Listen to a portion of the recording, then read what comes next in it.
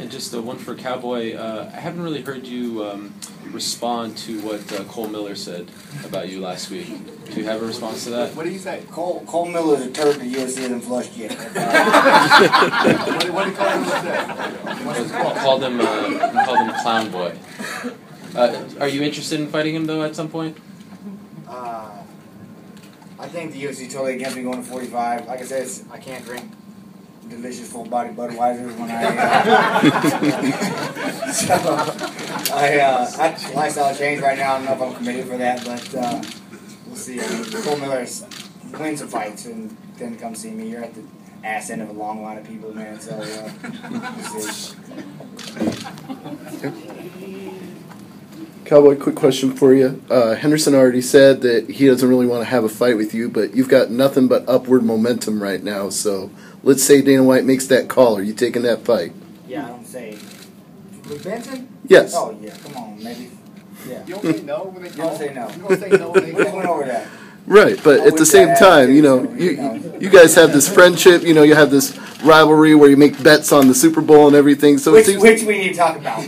We need to bring that up. Here we go. We didn't know eyebrows don't grow back. We didn't do a little. Yeah, we didn't know eyebrows didn't grow back. So we're gonna have to renegotiate it. We can't have a lifestyle change forever. So I don't know what this dude will be when the Broncos smash. So yeah, we're gonna think of something else and figure out. Maybe Benson will shave his head and I'll grow my hair. We'll figure something out. all right, very good.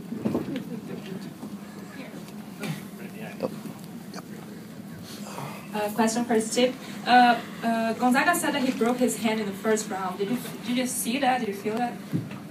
Well, he hit me a bunch of times in the head. I really thought he did. I mean, I was getting yelled at in my corner, keep my hands up, and I kept dropping my left hand. So, I don't know. He kept hitting me, so I don't know. I just was going to ask you if you kind of saw that he was hurt and then you changed your strategy. No, I saw him getting tired, so I just kept pushing the pace a little bit more, and then, just trying to break him mentally. Okay, question for Josh. You said earlier this week that if you would retire, like if you retire today or that day, or tomorrow, you would feel like happy because of everything that you accomplished. Do you still feel the same, or did this change it? No, of course. I mean, I was ranked number 1, number 2 in the world in 2003, 2004. I mean, I don't know. I feel like I'm so possibly in the top 5 right now. So I have no regrets in my career, man. This has been great. This whole ride's been great. I've been all around the world, fought in all the biggest organizations in the world. I have no regrets. This is awesome. But does like a loss like today makes you like feel better about like trying? I mean, makes you feel trying to get back to the winning again? No, or? this might be it. Yeah. Questions, guys? Victoria Blahovara from Chicago Magazine. My first question is for Alex. It was 21 seconds left in the third round. You got the submission win. How significant for you was to get a submission win over a person who was undefeated? Well, it was pretty significant to get a submission win at all. I hadn't finished a fight in a while, and I was definitely looking for a finish. When I dropped him in the second round, I thought I could finish it there. And so after that, I was truly looking for the finish. I did feel I was kind of under on the cards. He was beating me, definitely landing a lot more strikes. I definitely took a whole bunch of head kicks in the face. I don't know how I recovered from those, but hey, I guess my head's a little bit harder than I thought. But it was definitely significant for me to finish a guy that was undefeated and that had a lot of hype coming into this fight because I think it puts me in a better spot. My next one is for Cowboy. You were quite short-worded this week. Were you trying to let your actions speak for your actions speak for your words, or was there something else that was bothering you?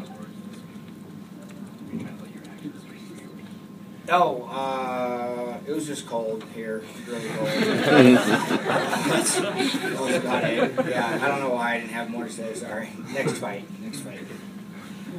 And Josh, you're going back and forth.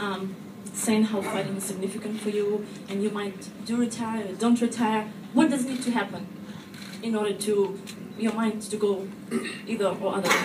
Realistically, I'm just going to go home. I'm going to talk with my family and talk with my coaches. And I'm going to probably sit down with Dana and Joe and Sean and those guys and see what direction we want to go. That's really what it comes down to, is just kind of getting the whole team together and just seeing, hey, what the plans are for me.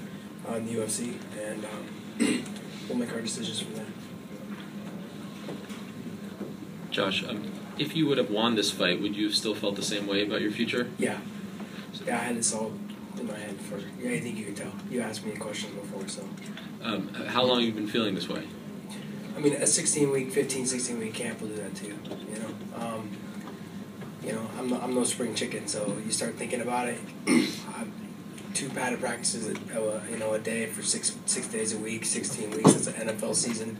I get hit more than guys in the NFL, and they get paid way more. So, this to me is I love the sport, man. I don't want to stop it. I still want to be around it, but it's every day. Everybody needs to know that their time has come, and maybe it's not mine right now, but I also don't want to be that person that fights until the dusk and ends up, not knowing when it's time to quit.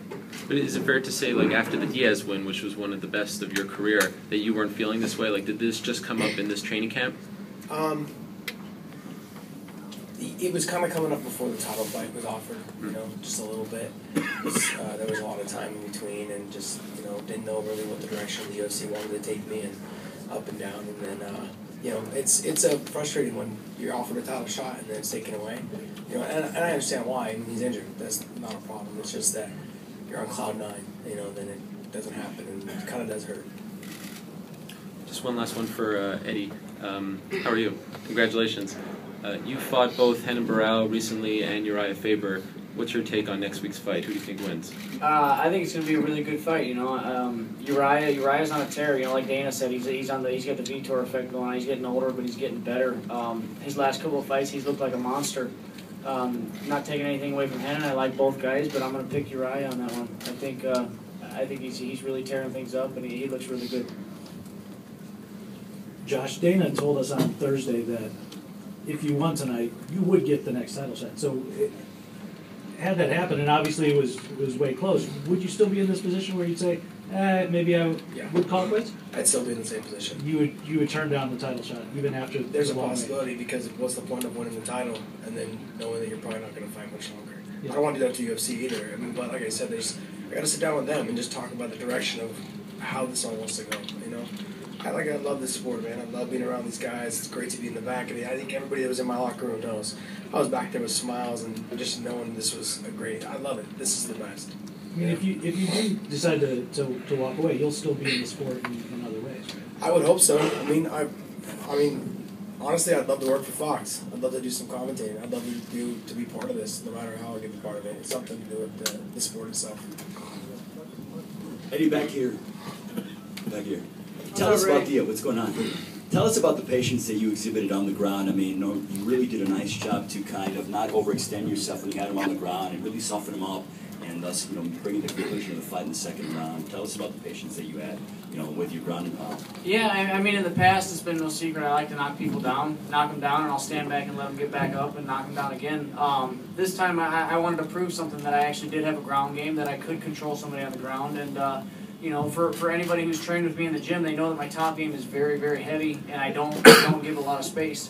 And that was just, I like to time my shots, and I don't want to just throw wildly. I make my shots count, I make them hard, I make sure they're going to land, and I throw everything with a meaning, and I try not to give any space and make every shot count. Did you kind of feel the hometown advantage here? Oh, absolutely. I got to sleep in my own bed, and it's just a comfort level that's very nice. For Stipe, did you feel almost like that Gonzaga was kind of fading in the fight? It seemed like you turned it on in the third round as the fight progressed and stuff. So did you kind of feel him fading a little bit as you headed into the third round? Because it seemed like you really turned up your intensity midway through that third round and tried to close it out. Definitely. My coaches, that was a game plan. Keep the pace up, and once it starts to fade, keep pushing the pace, and I kept fading a little bit more, and I got, even for that shot, I caught that left hook, then just play the game a little bit, and he was tired to get up and try to take shots. Time for 2 more, guys. Question for Eddie. Dominic Cruz is going to be coming back from his groin tear at some point and hopefully finally get back in the octagon. Is that a fight you'd want? Oh, yeah, absolutely. I'll take any fight. I'm like Cowboy. I love to fight. I'll fight anybody. It's put somebody in front of me. Preferably, I'd like to have somebody with a number. But at the end of the day, a fight's a fight, and when I'm fighting, I'm happy. Very good. And Steve, who do you see next for you in the heavyweight division? Obviously somebody higher ranked than you, but do you have any preference? No, I just go home, heal up, get better, and wait for the call. All right. All right, guys, it's our third consecutive January in Chicago. Another tremendous event here. Thank you to all of you for coming out. UFC 169 in Newark next week. We'll see you then. Thanks. Can we do Chicago in like July?